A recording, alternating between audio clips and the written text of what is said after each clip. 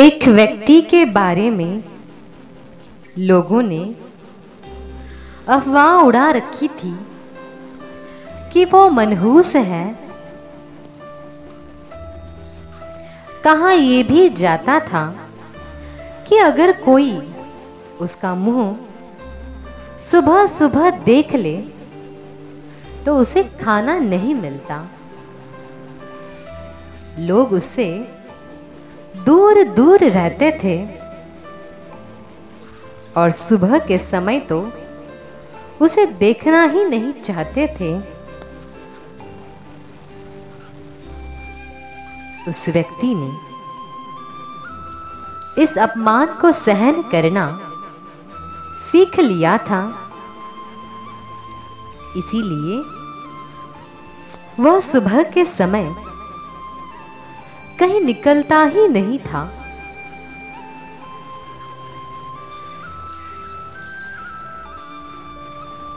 दिन का पहला पहर निकल जाने के बाद ही वह अपने घर से बाहर निकलता।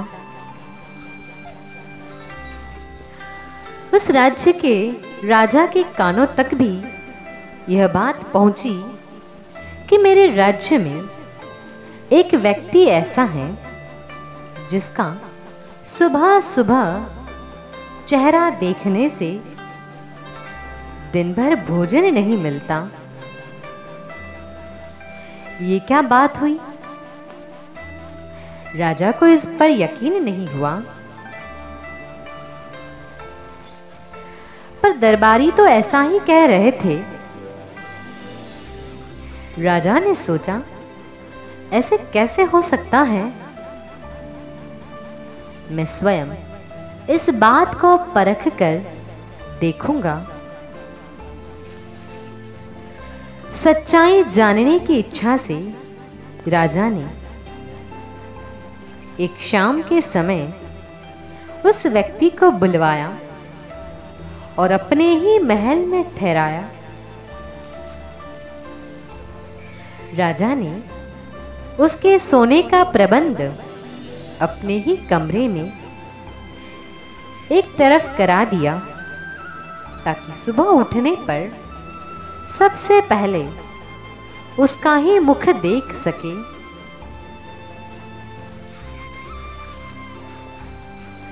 संयोग की बात,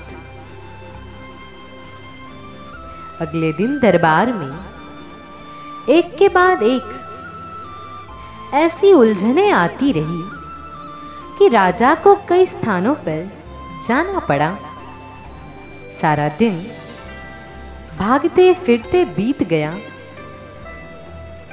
ढंग से उसे भोजन नहीं मिला। चलते फिरते जो मिला वही खाना पड़ा।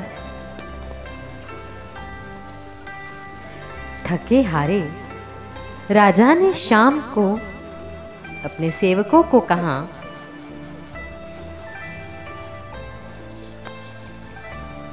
कि मेरा प्रिय भोजन बनाना आरंभ करो। आदेश दिया। सहसा उनके मुख से निकला, पता नहीं आज कैसा मनहूस दिन था कि खाने तक की फुर्सत नहीं मिली। उसके मुख्य अंगरक्षक ने याद दिला दिया, महाराज आपने अपने कमरे में मनहूस को ठहराया था, ये उसका ही परिणाम है। राजा तो इतना व्यस्त था कि वो बात दिमाग से निकल गई, भूल ही गया। फिर उसे लगने लगा, सही कहते हैं लोग इसके बारे में। क्रोध में आकर उस राजा ने उसे फांसी पर चढ़ा देने का ऐलान कर दिया। मनहूस को फांसी पर चढ़ाने हेतु ले जाया जाने लगा। नियमानुसार उससे उसकी अंतिम इच्छा पूछी गई। उसने राजा से 2 मिनट के लिए भेंट करने की इच्छा जताई। उसे राजा के पास ले जाया गया। मनहूस ने कहा, महाराज, मेरा मुख देखने से आपको शाम तक भोजन नहीं मिला, किंतु सुबह सुबह आपका मुख देख लेने से मुझे मौत ही मिलने वाली है।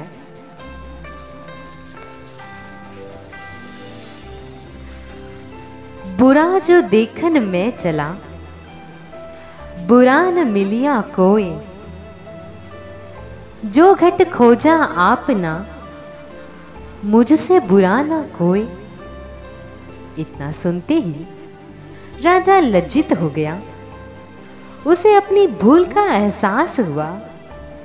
उसने उस व्यक्ति से क्षमा मांगी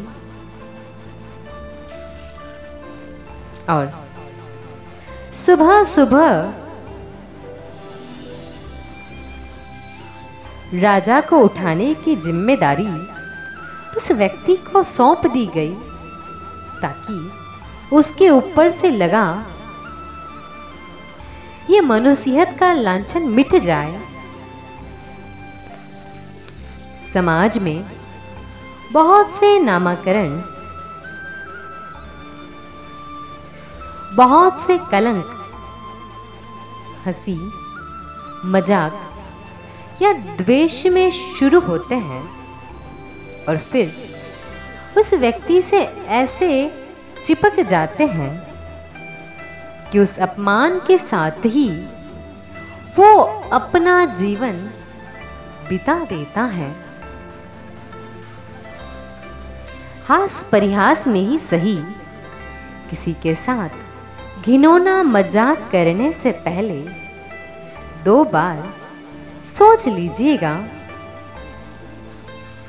कि क्या आपके साथ अगर वही मजाक किया जाए तो आप सहज रूप से स्वीकार कर पाएंगे। व्यक्तित्व का निर्माण सबसे जरूरी है। अपने आसपास का माहौल ऐसा बनाइए कि हर उम्र, हर वर्ग के लोग जो भी आपकी संगति में आए, उन्हें आपसे बिछड़ते समय दुख हो। उन्हें लगे कि वे बहुत कुछ मिस करेंगे। धन तो चोर उचक्के, बेईमान, ठग भी कमा लेते हैं। किसी का भरोसा, किसी का प्रेम, किसी का आशीर्वाद कमा सके तो वही है असली कमाई।